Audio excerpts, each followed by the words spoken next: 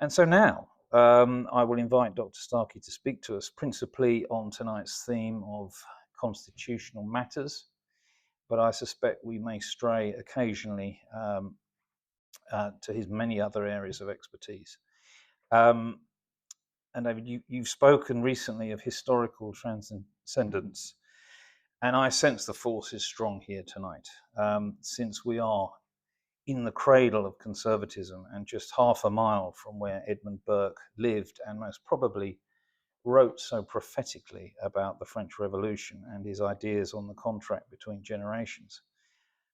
Burke died before the title of Earl of Beaconsfield could be bestowed upon him, allowing a certain Benjamin Disraeli to become the first Earl of Beaconsfield.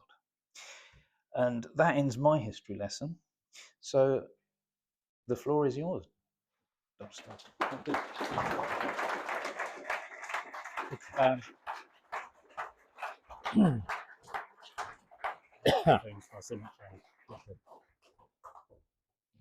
Ladies and gentlemen, it's a very great pleasure to be here, as Bruce has just said, really in the cradle of modern conservatism, that paradoxical term, modern conservatism. What I want to talk about is something, and again, Bruce has referred to this thing, which I call historical transcendence. To understand England, you don't need books, you don't even need me, which is very sad. Go and stand in an old church and listen and feel and read after you've done that, or maybe even before you do that, read T.S. Eliot's Little Gidding. The sense of other feet that have walked there, other bums that have sat there, people who wandered in not caring, struggles, marriages, funerals, 20 generations before you. If you want to do it on a large scale, go into Westminster Abbey and look at that incomparable record of the world's greatest civilization. I use that totally unapologetically. Can you imagine any other culture which in the heart of its royal church would have what? Newton on one side, Handel and Shakespeare on the other. That's what conservatism is. It's an awareness of that. But before that awareness can actually become real, it's got to express itself in politics and law, because these are how we are governed. And this is where our government has gone hideously and absolutely wrong. I'm sure everybody in this room feels, again, I've been talking so far about instinct, that feeling you have. Doesn't everybody, I'd be really interested in this, I want a show of hands. Does not everybody somehow feel a sense of loss? That something isn't there that should be there? That phrase which was used by the reviled rioters, we want our country back.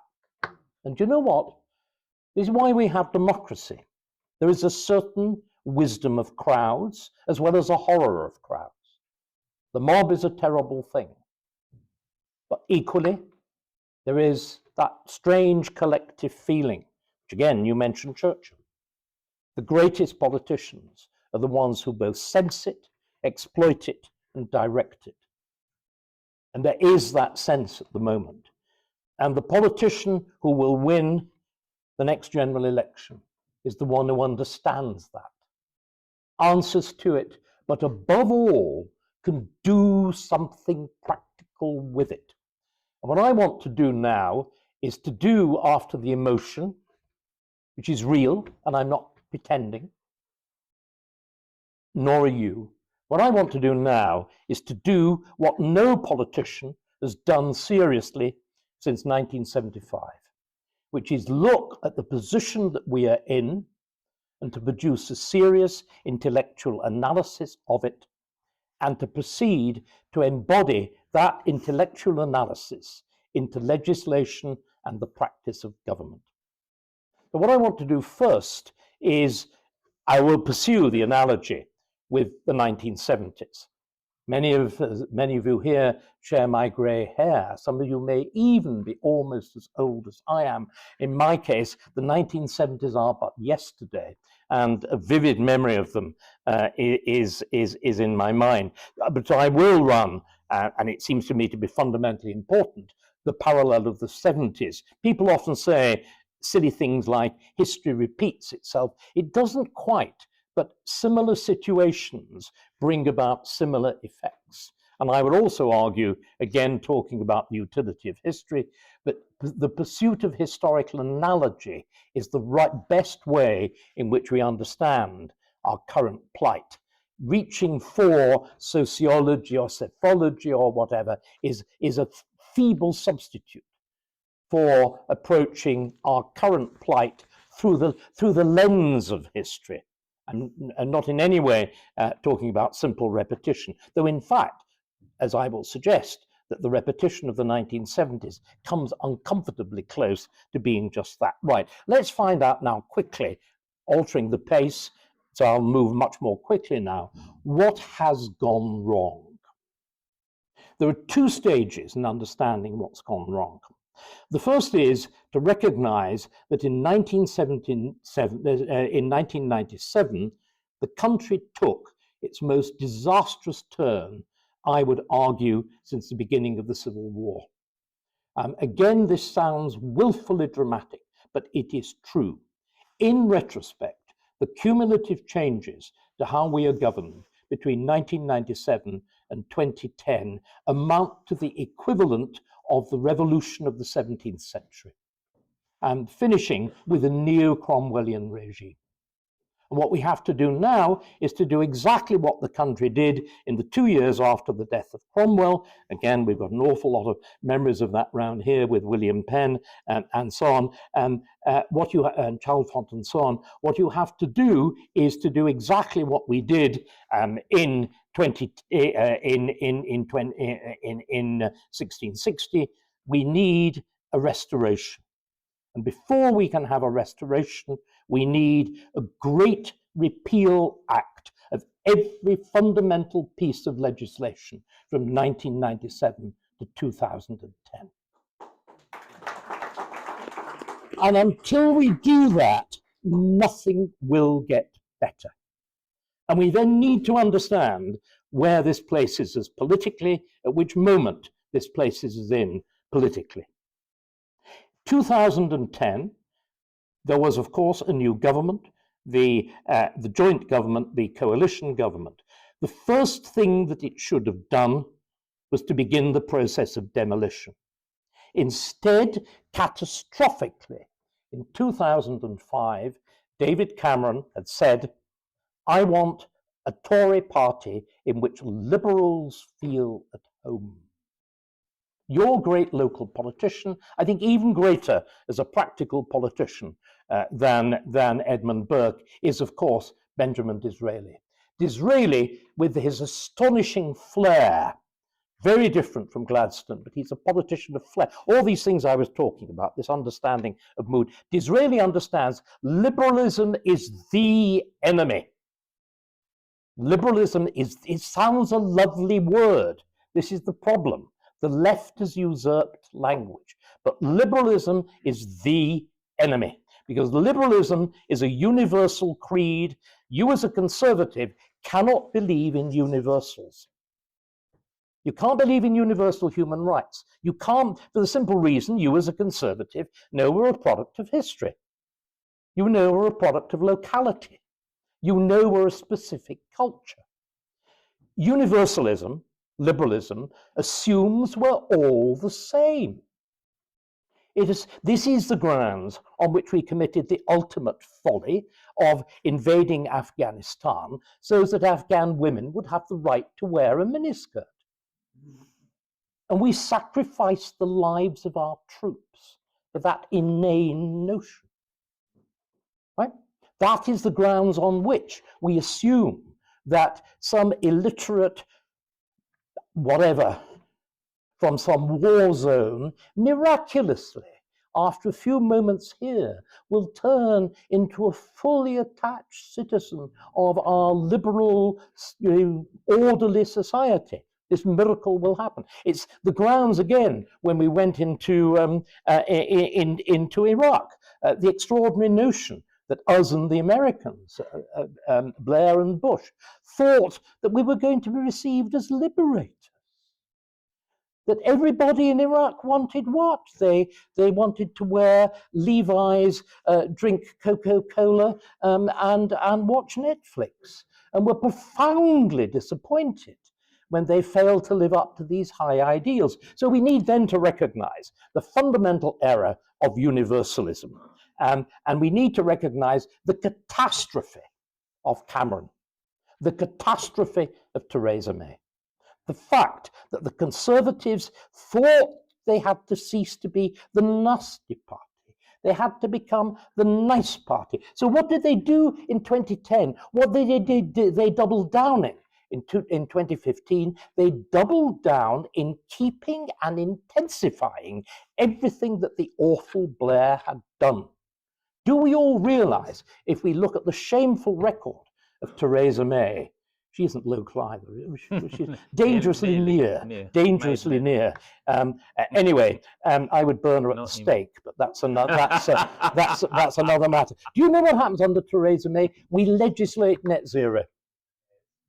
Non-crime hate incidents are entrenched under a Conservative government. She introduces critical race theory into the civil service. She is responsible for the beginning of the process of self-recognition for transgendered people. That is the record of a Conservative government. What does Cameron boast about as his greatest achievement? Gay marriage. I'm gay. The notion of gay marriage is an absurdity. It's preposterous. It's a complete perversion of language. I quite like perversion, but one needs to get the language. I'm very, when it comes to language, I'm awfully straight. But there we are. Right. So we then have this catastrophe of what's gone wrong. Is that a Conservative party stopped being conservative and became liberal, and doubled down on the catastrophes of the Blair government. That's where we are now. I will now go back. So that's the big overarching thesis. Let's now examine exactly what goes wrong. Oh, by the way, a final footnote. How many of you read The Spectator? Great. What was that wonderful mea culpa column in today's Spectator when Michael Gove admits he was wrong? Have we all read it? Please do. It is astonishing. He says, I was wrong on net zero. I was wrong on immigration. I was wrong on race relations. I was wrong on international affairs. I was wrong on a sense of nationhood. And do you know what? He is the man who bears the central responsibility. He is the man who passed around the cabinet table in 2010 marked up copies of Blair's memoirs, The Master, labeled The New Machiavelli, with notes in the margin as to how they were supposed to govern. The burden of guilt is, and I'm using those words, you will remember the term guilty men was applied to those who were complicit in appeasement. I think the guilty men of the Conservative Party are much guiltier. There needs to be a purge. Let's now look in detail at what actually goes wrong from 1997 to 2010. Broadly speaking, and you can summarize this very, very quickly, the entire mission of the Blair government was to remove power from anybody who is answerable to you. The central mission was to shift power away from anything that is subject to democratic control. Power was deliberately shifted out of Parliament. Parliament is now largely a sham. It's an appalling thing to say. Even its sovereignty is in fundamental question. There were also things that I don't have time to address because I want to leave plenty of time for questions and answer. It's really important that we debate this. There were huge overarching things. I'm not going to talk in detail about devolution, but what we should recognize is that devolution and the combined legislation and the combined legislation on citizenship was a deliberate attempt at actually destroying the national identity of our country. Quite deliberately. What I want to look at, the very notion of a British identity is preposterous. Anybody here in this room, will you remember the only time you ever used the word British was to describe some failing nationalized industry? Nobody called themselves a Briton or Brit. The only people who called you Brits were Fenians who wanted to kill you, or Americans who were contemptuous of you. Britons are naked and wear woad and fight the Romans and lose. We fought the Romans and won, but that's another matter, and that's going back to Monte Cassino. But what we've got to do then is to recognize that there's this enormous deliberate attack on our very sense of nationhood that underpinned all these constitutional changes. And we need, in fact, I suppose, again, I want to confess myself, I did not know what was going on. All this understanding that I'm giving you now is retrospective. There's a great phrase in, again, T.S. Eliot, only in retrospection selection can you say that was the day. History is the process of retrospective understanding, but by God, as it struck me between the eyes. So there is this destruction of the very idea. The very notion of a British identity consists of what? It consists of tolerance on the one hand and diversity on the other. 1,000 years of history are reduced to two bland, abstract nouns, and the most sensitive form of identity, this miraculous thing holding England, Scotland, Ireland, Wales together, becomes simply a flag of convenience. That's what's happened. Now let's look at the actual constitutional shifts. The constitutional shifts are in three different directions. The first is the deliberate, as I said, removal of power from Parliament.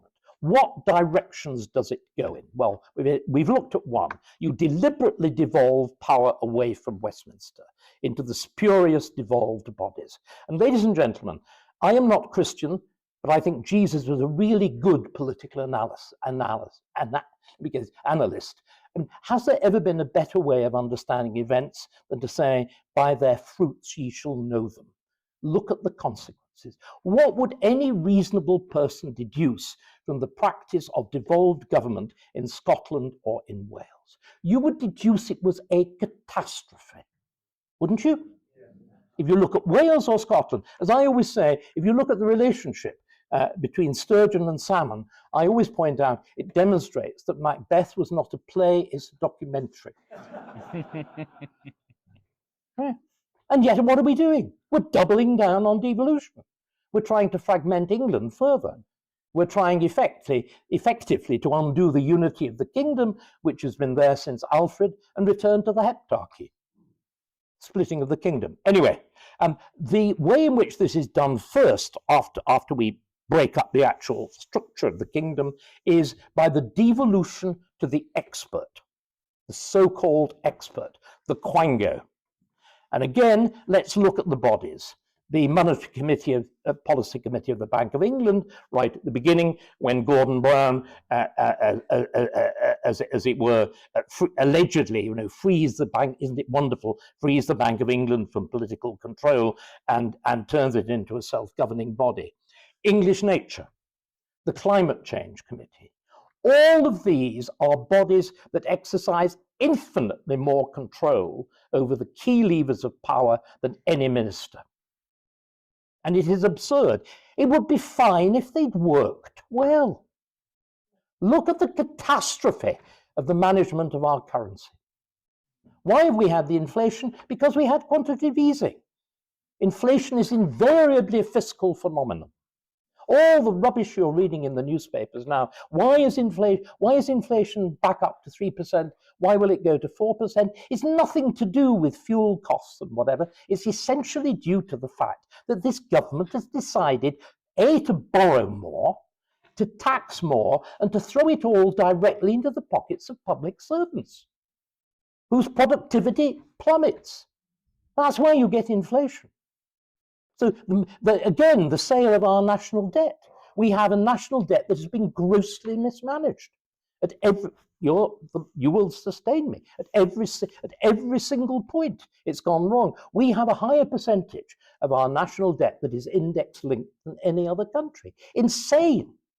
Why did Liz Truss fail? Because, shielded by the Bank of England, all our insurance companies had entered into dealing with annuities and pensions and all the rest of it. They had entered into very careful arrangements by which they could, as it were, insure themselves against risk.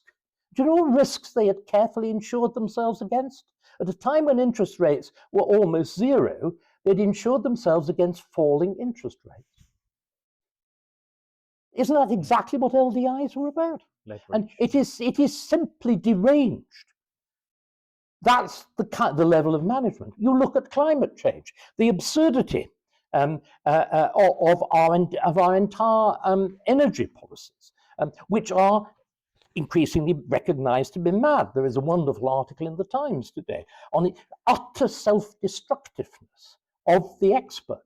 Complete fortunes made, usually by lefties like Dale Vince, but also shamefully by many of the people embedded in the Conservative Party and with a direct and close relationship with John Selwyn Gummer as chairman of the committee. There's an entire history of corruption to be written in this, because of course there are no entrepreneurs in the renewable sector. You are simply a leech on public subsidy. It is entirely unviable without. English nature, the catastrophe of our planning laws, the priority of newts over human beings, the destruction of whole areas of potential housing because of alleged nitrate penetration of rivers, the absurdity of the Bat Tunnel. And the culmination of all of this is the ideal of the rule of the expert was, of course, fully expressed during COVID.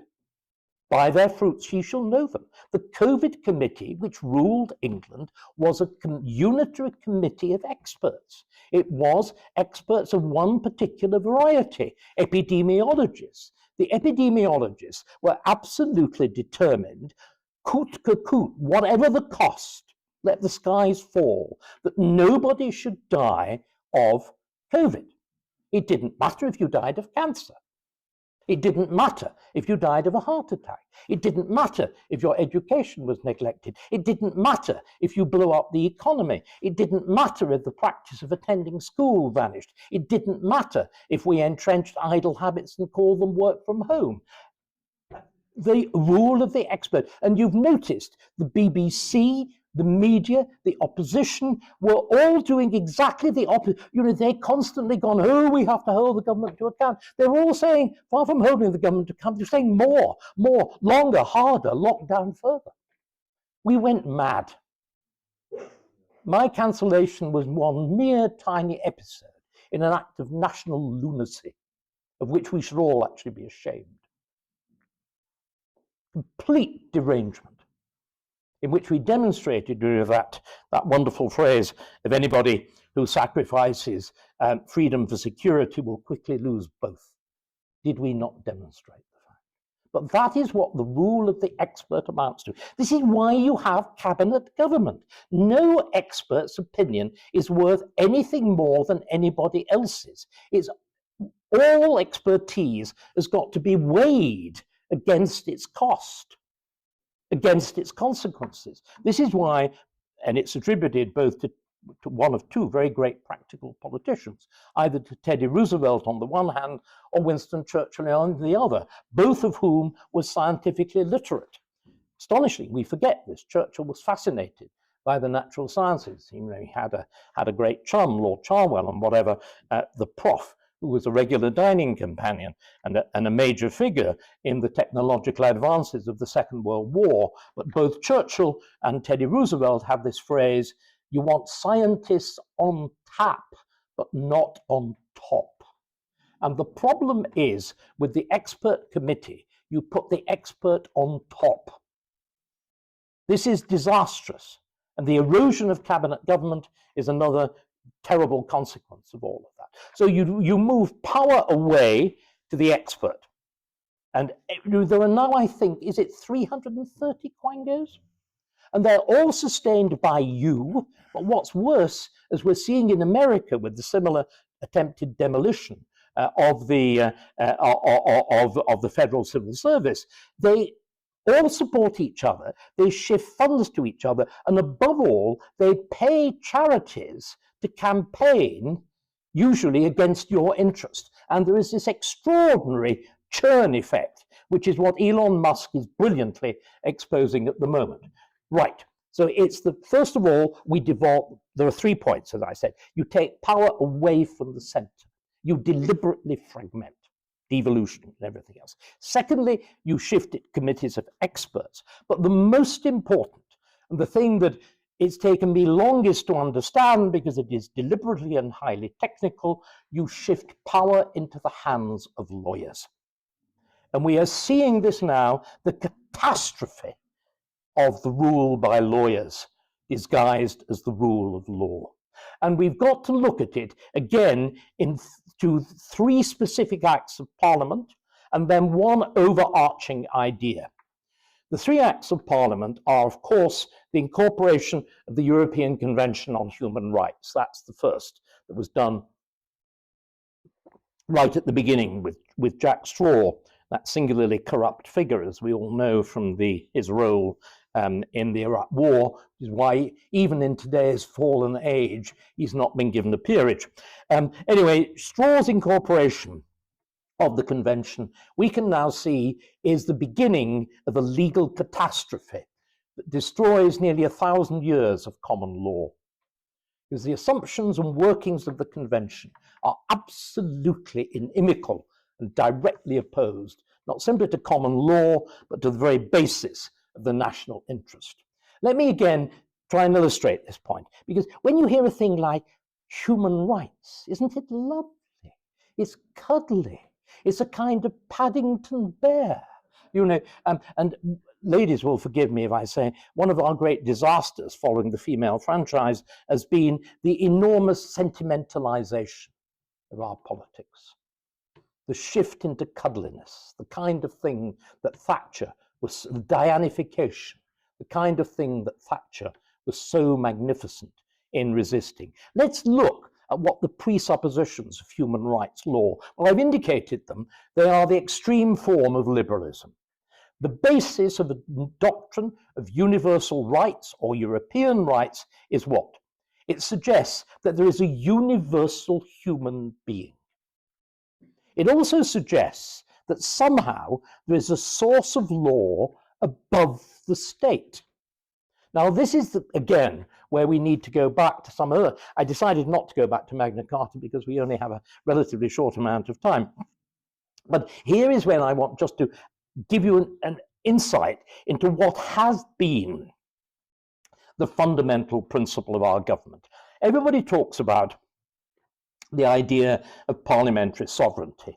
And the idea of our government, when people talk about parliamentary sovereignty, they tend to think of it as something very dry, like the fact the final body in the country is king in parliament, an act of parliament signed by the sovereign is the final determinant.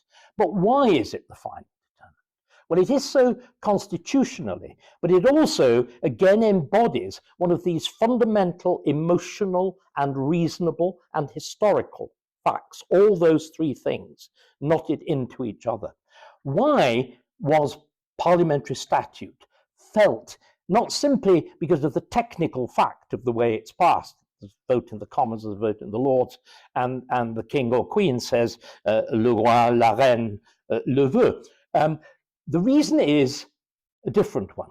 Right at the beginning of the history of Parliament, as early as the 14th century, The judges will deal with, we've always had stroppy people. I'm a stroppy person. I come from a long line of stroppy people. And stroppy people do things like saying, I'm not going to pay that tax. I wasn't in Parliament when that tax was voted. My town doesn't have an MP. You know, all the usual stuff that we say. The judges yawned at this point and simply had a phrase which they used. Everybody is bound by what is done in Parliament because everybody in England is present in Parliament either in person or by their representative. And this is why we have a different attitude to law from continental Europe and from Ireland. It's why law is thought to be something you somehow make yourself. It's why you can have an idea of policing by consent, because you're supposedly part of this process. And it is this idea which has been most grievously and deliberately injured by the processes that I'm talking about. It's this which brings about the fundamental sense of being robbed of loss. And remember, this is much, much older than democracy. We have had representative government for 800 years. We've only had a glimmer of democratic government since the 1880s. And if you take into account sex, since the 1920s. But the idea of a government that answers to the governed answer, the governors rather, answer to the governed, that's ancient. That's entrenched. And that is outside the ancient world, it's unique. And that long history is unique. And it was deliberately destroyed, and deliberately destroyed by the disintegration of devolution, by the hiving off to experts, but above all, by the substitution of lawyers for elected representatives. And this point again of universal, the idea of universal human rights. As I said, it assumes that there is a law-making body above that national consent. It, in fact, the idea of universal rights denies the existence of the nation entirely. It denies the existence of national frontiers. This is why we have an entire industry of the left denouncing the nation, why they denounce frontiers, why they say every immigrant should be allowed in. But we need, do you see what I mean? We need to understand what the origin of this is in order to be able to fight it. And there's another point which is even more catastrophic, which none of you will believe this. The legal doctrine that has been deduced by the great British lawyers from the Human Rights Act, I can barely repeat it. It's a kind of act of obscenity against the notion of democracy. Tom Bingham, the man who is responsible for the next stage of all of this, the Supreme Court and the metastasizing of the rule of law, says quite explicitly that human rights law, listen, is anti-democratic, counter-majoritarian, and in favor of minorities. And if you look at the list of minorities that he cites, it is every headline of the last 3 weeks. It is the mentally ill, Ruda Cabana, Kalokane. It is the foreigner. It is the Roma. I mean, literally, it just goes on. All the scandals that we've seen are listed there as his protected characteristics. That's what's happened. In other words, the entire notion of equality before the law has been deliberately inverted. When people talk about two-tier, it's not just Tommy Robinson. It is written into our law. You are inferior in your own country.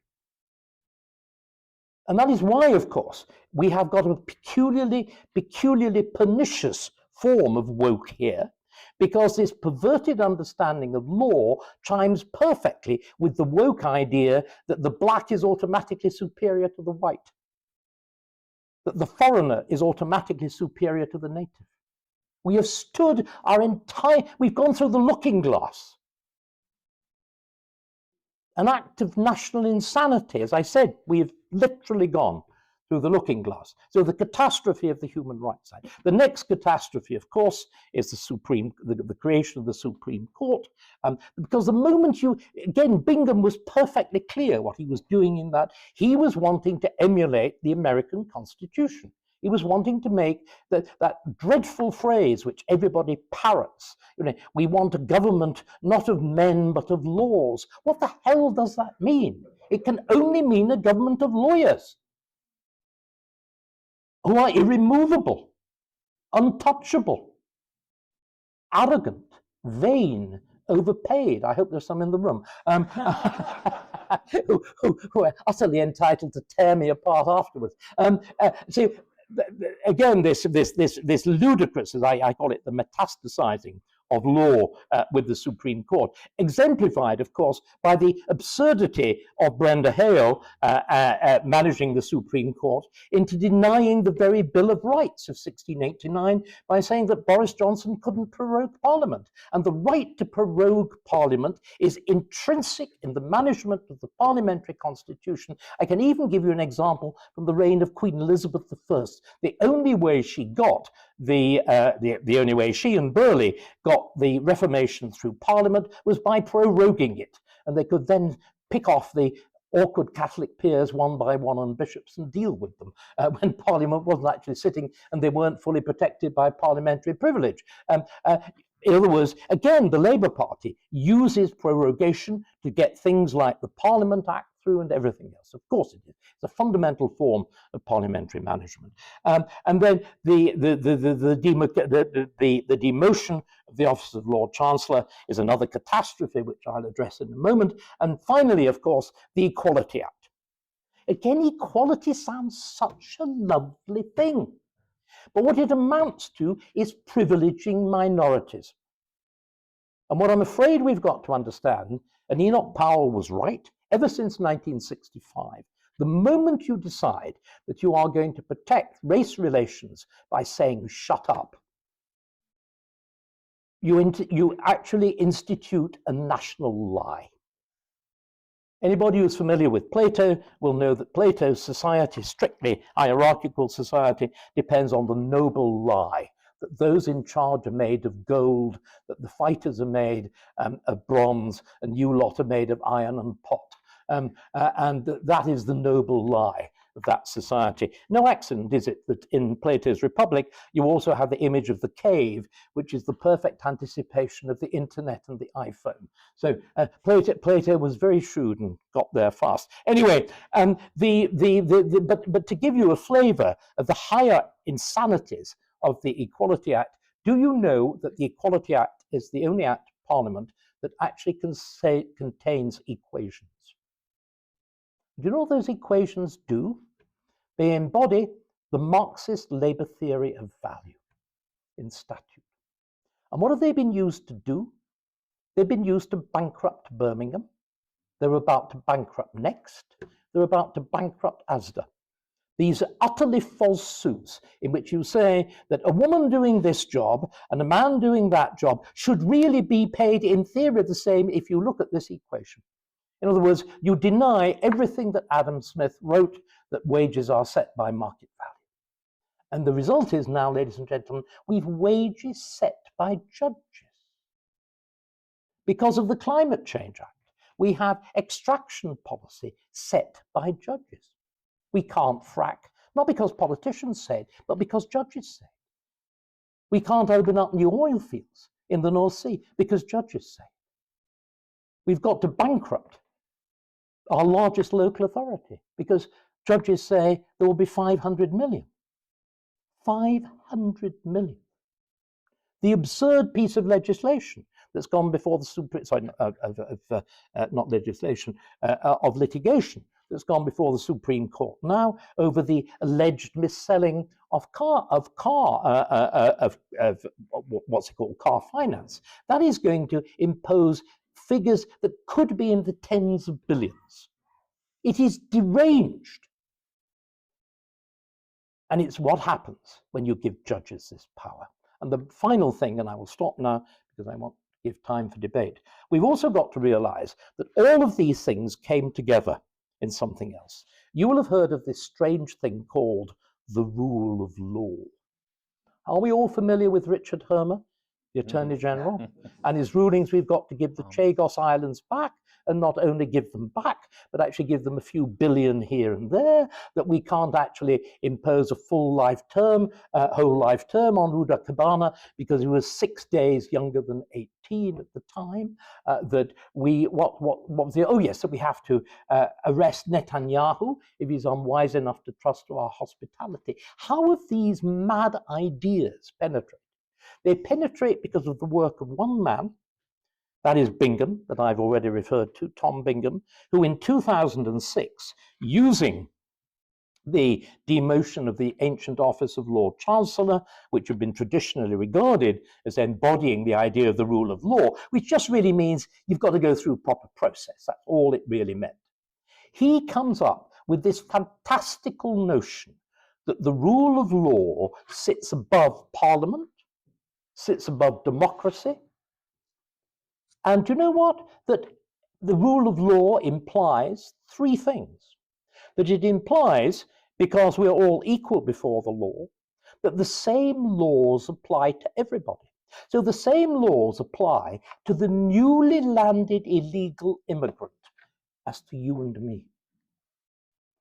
It also says that all human rights legislation has a superior value.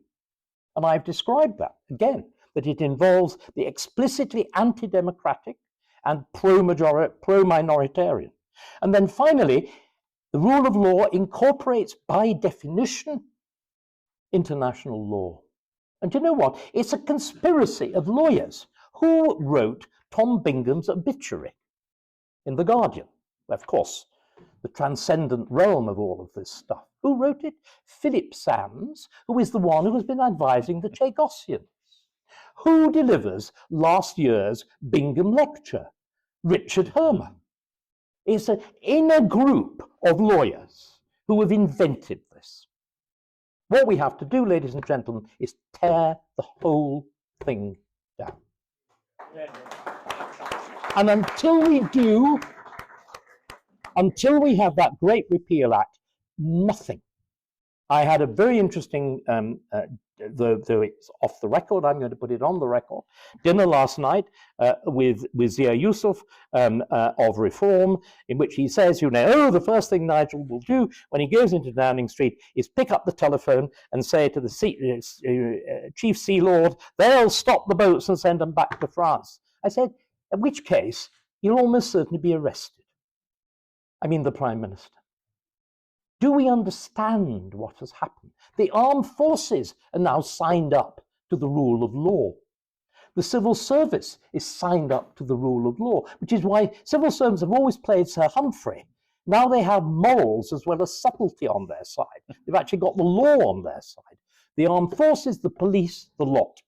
And we have to understand that. And as I said last night, until we address these fundamentals, until this legal architecture, which has so destroyed the structure of how we were properly governed, is demolished, we will get nowhere. And nobody should vote for any politician who will not espouse that.